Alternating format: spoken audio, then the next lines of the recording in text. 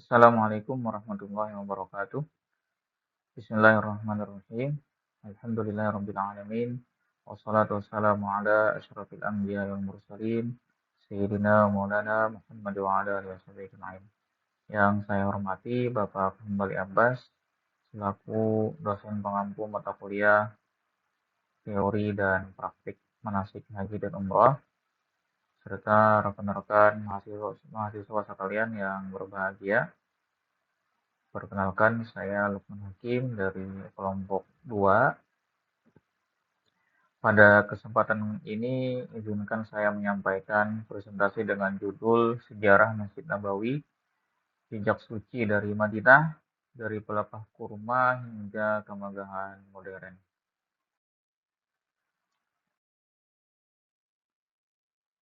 Sebelum masuk ke pembahasan utama, izinkan saya menyampaikan 4 poin besar yang akan kita pelajari bersama hari ini.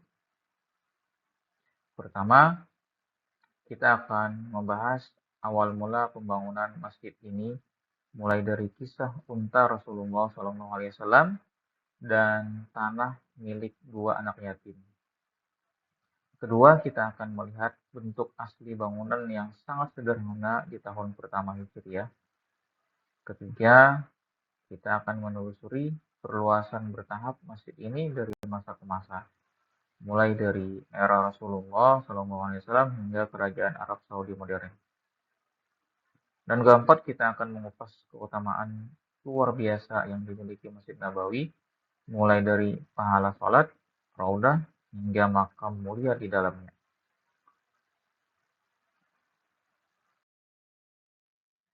Baik, mari kita mulai dari poin pertama, awal mula pembangunan. Masjid Nabawi adalah masjid kedua yang dibangun oleh Rasulullah SAW setelah sebelumnya beliau membangun Masjid Quba ketika baru tiba di kawasan Madinah. Peristiwa itu terjadi pada tahun 622 Masehi atau tahun pertama Hijriah. Sejarahnya bermula ketika unta tunggangan Rasulullah SAW yang bernama Al-Qaswa berhenti dengan sendirinya di sebuah lahan yang biasa digunakan untuk menjemur kurma. Lahan tersebut ternyata milik 2 anak yatim dari Bani Najjar, yaitu Sahal dan Suhail. Rasulullah SAW kemudian membeli tanah tersebut secara wajar. Meskipun kedua anak yatim itu sempat ingin memberikannya secara cuma-cuma. Setelah itu, makam-makam lama di lahan tersebut dipindahkan. Pohon kurma ditebang dan lahan diratakan. Barulah kemudian masjid ini dibangun secara gotong royong oleh Rasulullah SAW bersama para sahabatnya. Sebuah teladan kebersamaan yang sangat indah dalam membangun rumah ibadah. Selanjutnya, lokasi dan skala awal. Masjid Nabawi itu terletak di jantung kota Madinah Al-Munawwarah, sebuah lokasi yang hingga kini tetap menjadi pusat kota tersebut. Pada awal pembangunannya, masjid ini memiliki ukuran yang sangat sederhana, yaitu sekitar 70 kali 60 hasta atau kurang lebih 35 meter dikali 30 meter.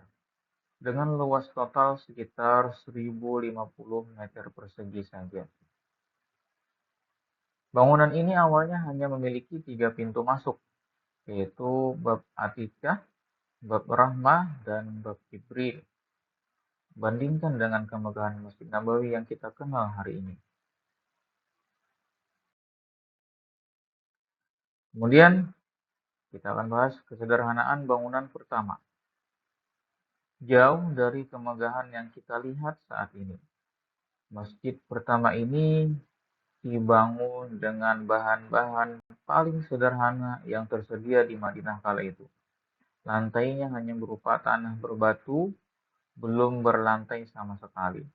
Dindingnya terbuat dari bata tanah liat.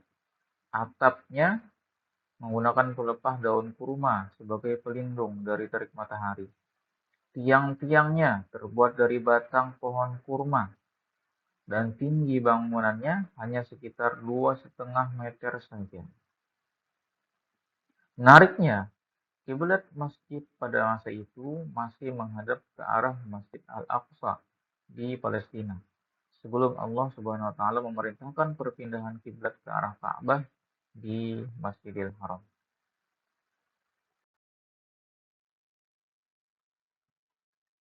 Selanjutnya, perjalanan perluasan dari masa ke masa.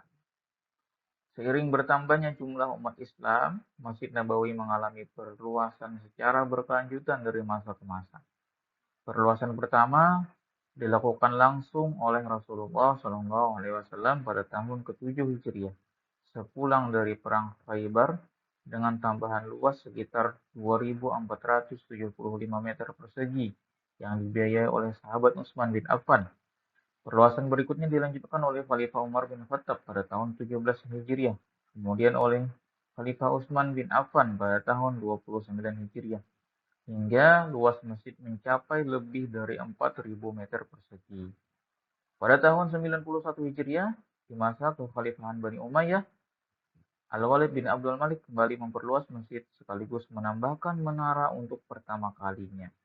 Pada tahun 1265 Hijriah, Sultan Abdul Majid dari Turki Utsmani melakukan renovasi besar yang menghasilkan kaligrafi indah yang masih bisa kita saksikan hingga hari ini.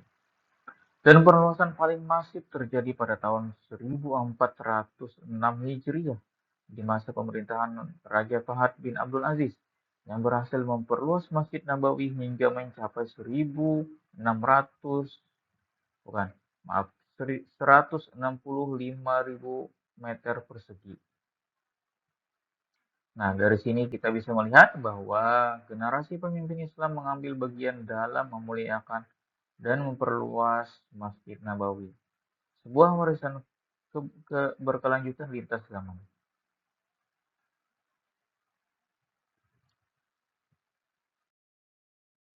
Selanjutnya, kita akan bahas dulu versus sekarang, sebuah transformasi. Untuk lebih memahami betapa jauhnya perjalanan transformasi Masjid Nabawi, mari kita bandingkan kondisinya dahulu dan sekarang. Pada tahun pertama Hijriah, masjid ini hanya memiliki luas sekitar 1.050 meter persegi, beratap pelepah kurma, berdinding tanah liat, dengan 3 pintu sederhana, tanpa lantai keramik, dan hanya mampu menampung ratusan jemaah saja.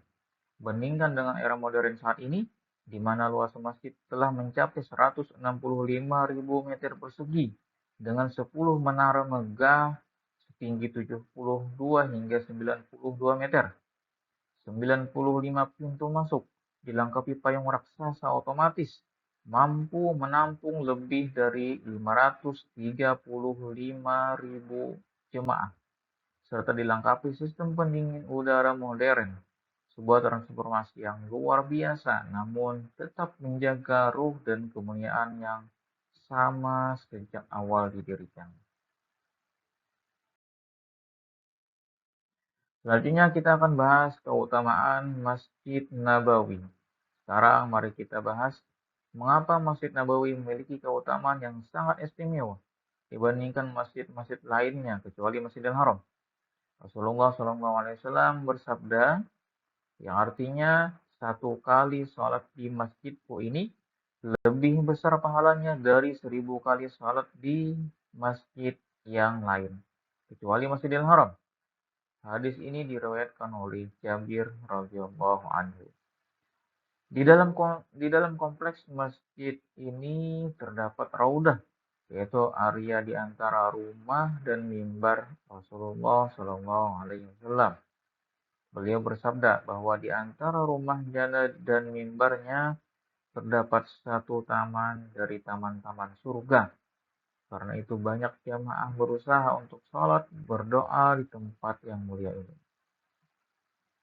Selain itu, di dalam kompleks ini juga dimakamkan Rasulullah SAW bersama dua sahabat utamanya yaitu Abu Bakar As-Siddiq radhiyallahu anhu dan Umar bin Khattab radhiyallahu anhu.